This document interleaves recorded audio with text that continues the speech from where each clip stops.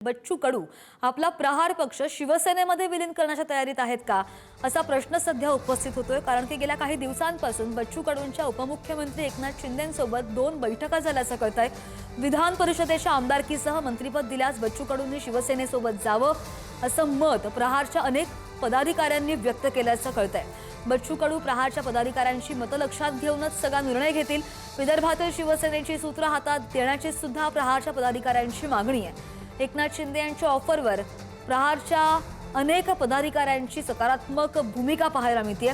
उपमुख्यमंत्री एकनाथ शिंदेंनी प्रहार संघटनेचे अध्यक्ष बच्चू कडूंना विधान परिषदेची ऑफर दिली आहे। मात्र प्रहार पक्ष शिवसेनेमध्ये विलीन करण्याची अटही घातली आहे। त्यामुळे बच्चू कडूंच्या निर्णयाकडे सर्वांचं लक्ष आहे। आणि याच सगळ्या दरम्यान 2 भेटी झालेल्या आहेत शिंदेंच्या बच्चू कडूंसोबत। या संदर्भात सविस्तर बोलत आमचे प्रतिनिधी जितेंद्र शिंगाडे आपल्या सोबत आहेत। जितेंद्र, अत्यंत महत्त्वाची घडामोड म्हणावी लागेल, कारण की बच्चू कडूंचा जो निर्णय आहे अत्यंत महत्त्वाचा मानला जाईल। काय चर्चा आहेत सध्या नागपूरमध्ये आणि बच्चू कडूंचा निर्णय कधीपर्यंत घोषित करू शकतात?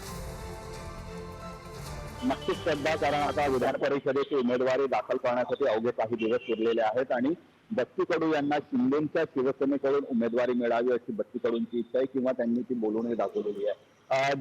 जेव्हा शिवसेनेचं विघटन झालं होतं, शिवसेनेचे 2 तुकडे पडले होते, त्यावेळी शिंदेसोबत जाणारे जे अपक्ष आमदार होते त्यापैकी एक म्हणजे बच्चू कडू हे प्रामुख्याने होते। ते देखील गुवाहाटीला गेले होते। तेव्हापासून शिंदेच्या शिवसेनेसोबत त्यांची जवळीक आहे की किंबहुना शिंदेसोबत त्यांची उपमुख्यमंत्री एकनाथ शिंदे यांच्यासोबत त्यांची अत्यंत जवळीक आहे। आता विधानसभा निवडणुकीमध्ये त्यांचा पराभव झाला, भाजपच्या उमेदवारांकडून त्यांचा पराभव झाला।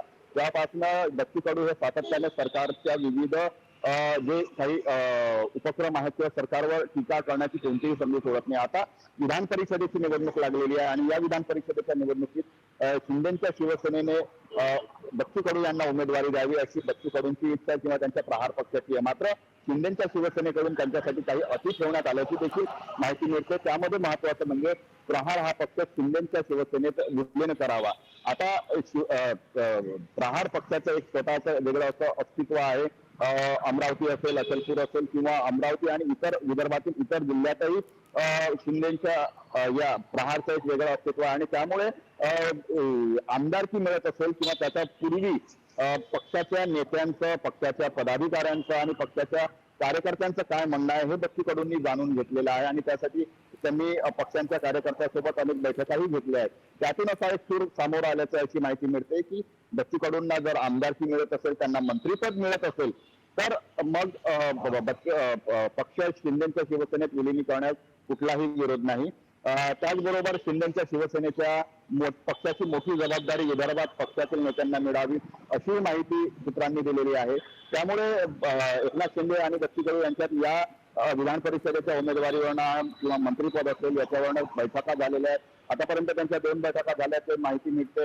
आणखी आज आणि उद्या त्यांच्यात चर्चा होणार असल्याची देखील माहिती मिळते।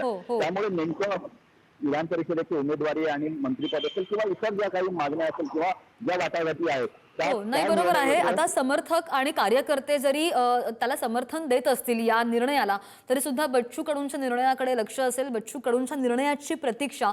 धन्यवाद दिलेल्या सगळ्या ताज्या माहितीसाठी जितेंद्र।